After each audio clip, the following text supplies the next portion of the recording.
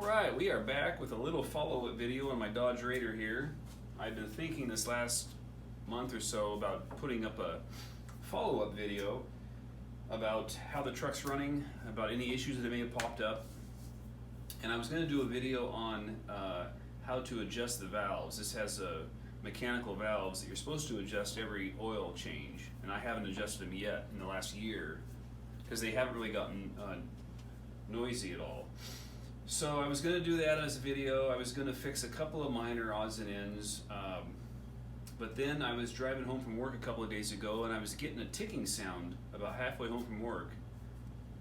And my oil pressure was fine, it wasn't overheating, and then as I got closer to the house it got much louder. It got to where it was almost a knock. Pretty good, pretty hefty noise. Still had oil pressure. I know the oil pump is run off that timing chain in the front, the balancer chain, and if that breaks then you lose oil pressure and then you can lose a bearing pretty quickly, but it wasn't that. So I emptied the oil and I didn't see any metallic glitter in the oil, but I'm suspecting it's probably a bearing. It's either a bearing or it's a I don't know what else it could be. I mean, there's several moving parts up here. One of them could have gone out, power steering or something, but we're just going to yank the motor out of this thing and we're going to spin it upside down and check out the bearings. I'll adjust the valves while I'm at it, and we'll clean up a couple of things. I know I have a couple of oil leaks around some of the front gaskets, perhaps where I didn't use enough silicone, or maybe I didn't tighten some things down hard enough, but we'll fix those when the engine's out and we'll post a little video about it. Other than that, the truck's been great. I've really enjoyed driving it. I drive it about 3 days a week, 4 days a week. I put about 5,000 miles on in the last 18 months. And it's just a fun little truck to drive. So here we are, working on the engine again.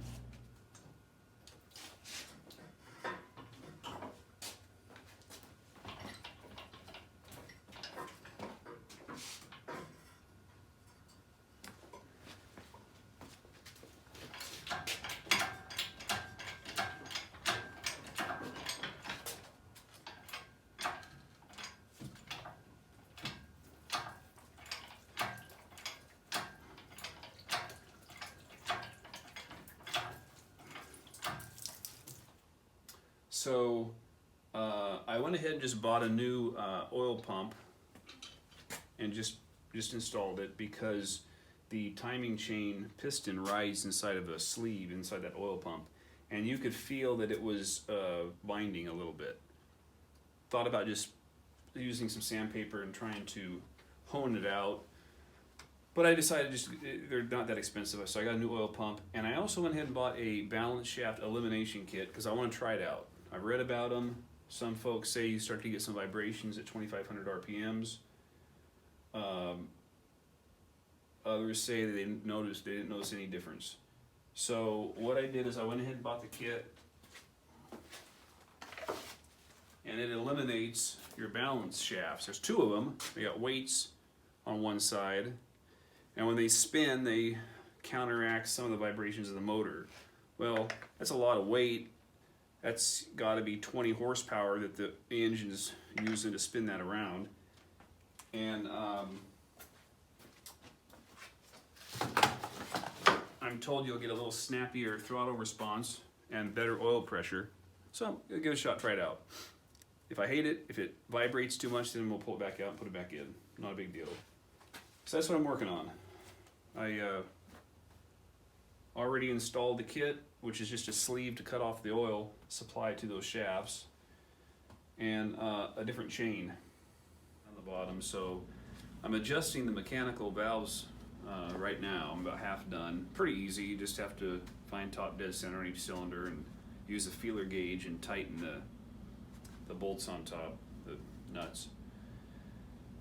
This is a mechanical head, doesn't have the hydraulic lifters, and it doesn't have any oil supply really. As far as my understanding is, the whole top end just kind of gets splashed around with oil from a couple of sources, rather than having the oil leak out each lifter. So they changed that in about 83 or 84. This is an early head apparently, or an early motor maybe. Anyway, I'm going to continue to adjust these valves, and then probably call it a night. I'm kind of stuck until I get the gasket kit.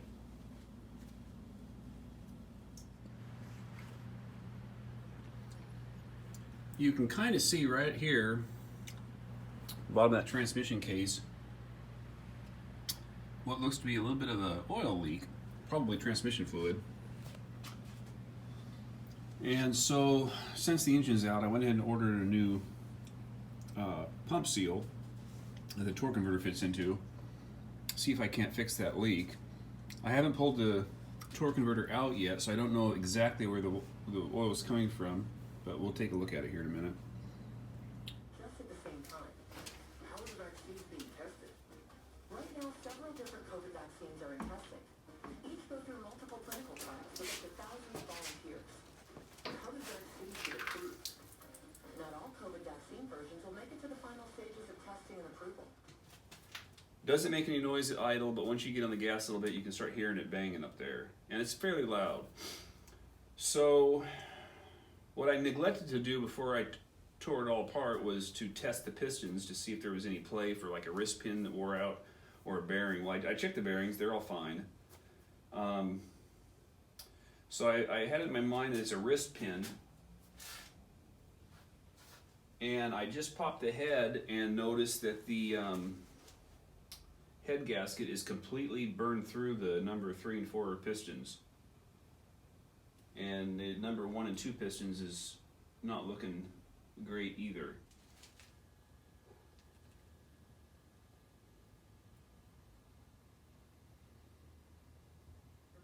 Heart racing, chest pain, shortness of breath, fatigue, or lightheadedness, don't wait. This could be a serious condition like atrial fibrillation, which can make you about 5 times more likely to have a stroke. If you're having these symptoms, don't wait. Talk to a doctor by phone, online, or in person. Brought to you by Bristol Myers Squibb and Pfizer. We all know what it means to be aware, but what does it mean to be Montana aware? It's like when you hike a trail or ski down a mountain. If you travel in Montana during COVID, Got the motor put back together, replaced a couple of gaskets, a couple of seals. I replaced that seal for the torque converter, the transmission pump, because it seemed to be leaking a little bit. I did not replace the rear main because it's dry and I don't want to break it apart if I don't need to. So we're going to go ahead and stab this back into the car today and hook everything back up and fire it up and see what it sounds like.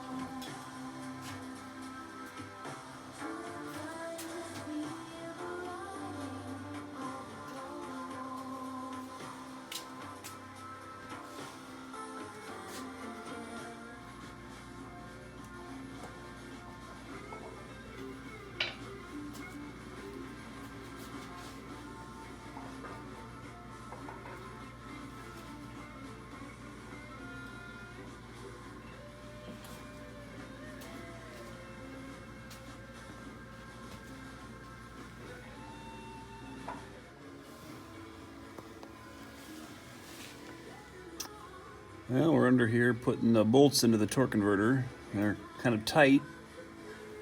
Tons of fun.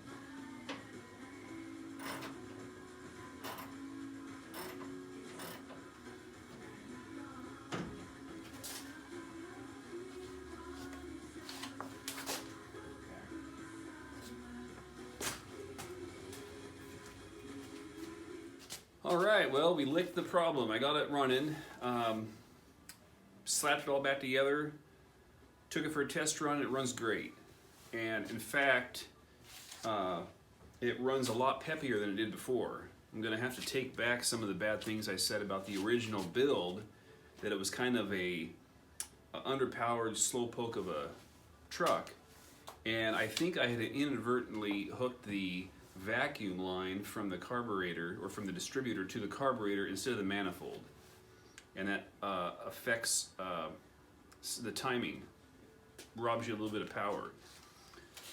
So, and then I also deleted the balance shafts, and I've been told that that'll add the feeling of more power. You're not spinning that extra mass in the engine, those extra horsepower is available for your tires. And it definitely feels like it's much peppier, much more responsive now. So I'm pleasantly pleased and surprised with how it turned out.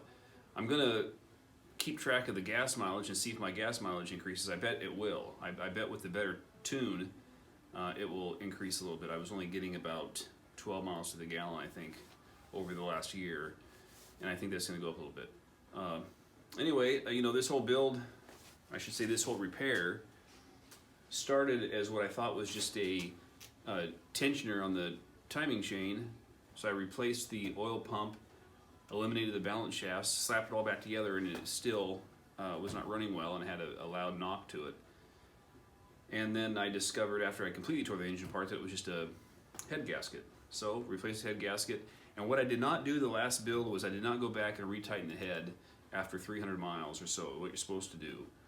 I tightened it in the initial build, and then after a few heat cycles, 2 or 3, I retightened it, but I never got back to it. I just kept putting it off. And when I tore the engine apart this time, the head gaskets were much looser than they should have been. I think they were probably around 40 pounds instead of 75 or so, what they're supposed to be. That's like you know, almost half a turn on each screw or on each bolt. So I suspect that that was part of the problem, was that I didn't tighten the head that final time, and it affected the head gasket. So anyway, got the ride back. Been almost a month. I think it broke the very first part of November. So I've been without it for the last month, and I've been missing it. So I'm excited to have it back. I hope we get some snow here soon, so I can take it out and enjoy the snow with it.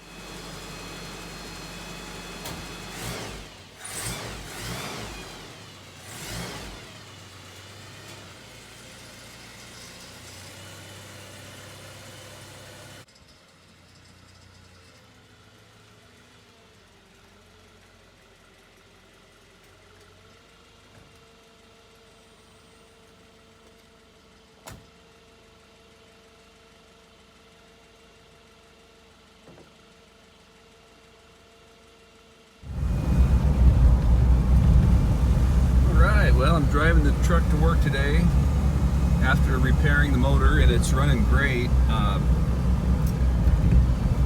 Definitely peppier. I mentioned that I had the timing off. I had the vacuum from the distributor to the wrong port, and that affected some of the way the motor ran, I'm sure. But then also I eliminated the balance shafts, and that just seems peppier. It feels like I've gained like 25 horsepower, and it runs better.